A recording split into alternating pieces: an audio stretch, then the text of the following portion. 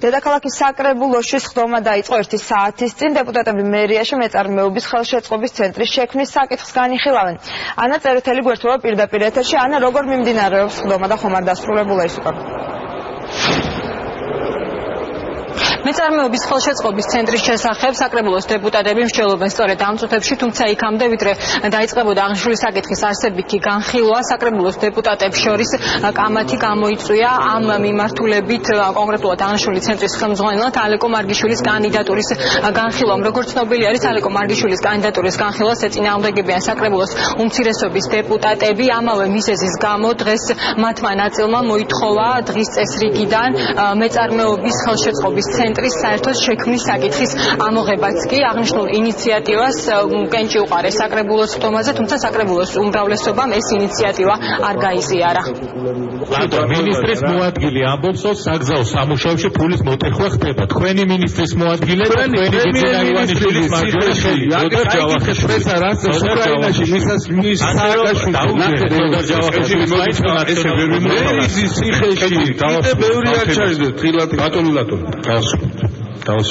ჩვენი წინადადება გახლავთ დღის წესრიგიდან ეს საკითხი იქნეს ამოღებული, არ იქნეს განხილული, ვინაიდან საკმარისად განვიხილეთ და ვერაფერი დამაჯერებელი მოვისმინეთ და ვთხოვთ თავის დროზე რეგლამენტის შესაბამისად ჩვენს ამ წინადადებას უყაროთ კენჭი. ამოღებული იქნეს მეწარმეობის ცენტრის შექმნის საკითხი დღევანდელი სხდომის დღის წესრიგიდან. ვთხოვ მერიის წარმომადგენლებს მეტი პატივისცემით მოეკიდონ საკრებულოსაც და საკუთარ თავსაც და ასეთ უხერხულ მდგომარეობაში ჩაგვაგდებენ ხოლმე. ერთხელ იყო მგონი ასეთი შემთხვევა და ეხლა მეორე არის და აღარ უნდა განმეორდეს. მე მომხრევარ იმის, რომ მომზადდეს საკითხი, მეტი არგუმენტები იყოს იქნა წარმოდგენილი და ასე გამოვიტანოთ ეს საკითხი და იქნება ალტერნატიული შეხედულებებიც მოგესმინათ, როგორ უნდა შევუწყოთ ხელი ბიზნეს თბილისში. არ არის მიღებული. ესე იგი დარჩა იმ ფორმით, როგორ უყაროთ ახლა. როგორც ცნობილი არის, საკრებულოს უმცირესობის დეპუტატებს პრეტენზიები აქვს როგორც თავად აღნიშნული ცენტრის შექმნასთან, ასევე ამ ცენტრის ხელმძღვანელად ალექსანდრე მარგიშვილის კანდიდატურის წარდგენასთან დაკავშირებით. უფრო კონკრეტულად თუ რას ითვალისწინებს აღნიშნული ცენტრი, რა თანხა იქნება გამოყოფილი მისთვის და რა რესურსების ხარჯაზეა საუბარი, ამ საკითხებზე სასაუბროთ თბილისის საკრებულოს შენობაში. ამ წუთებში იმყოფება მერიის წარმომადგენელი, ეკონომიკური პოლიტიკის სამსახურის ხელმძღვანელი, რომელ სამსახურთანაც ასევე აქვს საკრებულოს დეპუტატებს პრეტენზიები, რადგან ისინი ფიქრობენ, რომ სწორედ ამ სამსახურის საქმიანობის დუბლირება მოხდება ახალი ცენტრის შექმნით. ალექსანდრე მარგიშვილმა თავის საზოგადოებას დაამახსოვრა, როგორც თანამშრომლებზე მოძალადე პიროვნება, რომელიც არაერთ კორუფციულ სკანდალთან მიმართებაში იქნა შემჩნეული. ასე რომ ამ ადამიანისთვის ახალი ცენტრის შექმნა, ამისათვის 2 მილიონზე მეტი ლარის დახარჯვა თბილისის ბიუჯეტიდან და ახალი დასაქმების ბიუროს შექმნა, ეს არის მავნებლობა, ეს არის საზოგადოების მოტყუება და ცინიზმი.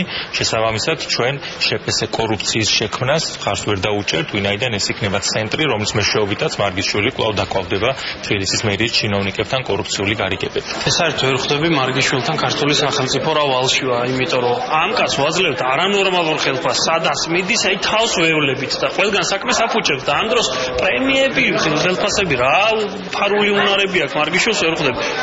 ვერსად თავი ვერ მოაბა ვერაფერს, ვერც კულტურის სამინისტროში, ვერც თბილისის მერიაში ვერსად. რა თქმა უნდა, ეს არის მარგიშვილის დასაქმების ბიურო, ეკონომიკის სამსახური არსებობს თბილისის მერიაში, საერთოდ რისთვის არსებობს ეგეც საკითხია და რაზაკეთებს და ანგარიში იმისგანაც არის მოსასმენი, მაგრამ მით უფრო მარგიშვილის რაღაც სამსახური შექმნა არის აღმაშფოთები. რა კამერები შემოჭერეთ, ის კამერები შემოჭერეთ, მე მაგის ამჯერად. მიმართულებით, რომლებსაც დღეს თბილისის ეკონომიკური პოლიტიკის საქალაქო სამსახური თავისი ფუნქციონალური და კომპეტენციების გათვალისწინებით ვერ ფარავს და შესაბამისად დაუკმაყოფილებელი რჩება ალექსანდრე მარგიშვილის კანდიდატურა. მე ვთვლი, რომ თუ კი ის დამტკიცდება ამ IP-ის ხელმძღვანელის თანამდებობაზე, ვთვლი, რომ ალბათ იდეალური გამოსავალია გამომდინარე მისი ძალიან ხანგრძლივი და მდიდარი გამოცდილებიდან და წარსულიდან. თუ კი ვინმეს ამის თუნდაც რაიმე დამამტკიცებელი საბუთი აქვს, ჯობია ერთხელ მაინც სადმე გააჟღეროს და ილაპარაკოს. მე სასაცილო ფურცაზე, ფლიპჩარტის ფურცაზე მიხატული წრეების გარდა ვერანაირი კავშირები ვერ ვნახე. თუ თქვენ ფლობთ რამე სხვა ინფორმაციას? თბილისის საკრებულოს დღევანდელი სხდომა მიმდინარეობს აქციის ფონზე, რომელიც არის ორგანიზებული რამდენიმე არასამთავრობო ორგანიზაციის მიერ საკრებულოს შენობასთან და ისინი ითხოვენ, რომ არ მოხდეს აღნიშნული ცენტრის ხელმძღვანელად ალეკო მარგიშვილის დამტკიცება. ჩვენ ვთხოვთ საკრებულოს, რომ იმ პირობებში, როცა დღეს ლარის კურსი არის ძალიან დაცემული, როცა ქვეყანაში ამხელა ეკონომიკური პრობლემებია, ნუ ქმნიან ახალ სამსახურებს, პირიქით ქამრები ბევრად უფრო მეტად შემოიჭირონ და მარგიშვილისნაირ კორუმპირებულ ჩინოვნიკებს უთხრან უარი. მარგიშვილი რო ყოფილიყო კარგი ჩინოვნიკი, იგი დღესაც მერის მოადგილე იქნებოდა. არ უნდა შეუქმნას საკრებულომ პირობები იმისა, რომ კორუმპირებული ადამიანები, არაპროფესიონალური და ნეპოტიზმით დაკავებული ადამიანები დაინიშნონ ამ მერის ამ ორგანოებში და ამ სტრუქტურებში. რადგან ეს არ არის ხალხის არჩევანი, მარგიშვილის სამსახურის შესაქმნელად და მისთვის სათათბურე პირობების შესაქმნელად ეს მთავრობა, ეს მერია ნამდვილად არ აურჩევია ხალხს. როგორც უკვე გითხარით, თბილისის საკრებულო მეწარმეობის ხელშეწყობის ცენტრის შექმნის შესახებ საკითხს მსჯელობს ამ წუთებში, თუ რა გადაწყვეტილებას მიიღებს ეს ორგანო, სხდომის დასრულების შემდეგ გახდება ცნობილი. მადლობთ ანა, ეს ანა წერეთელი იყო. დღეს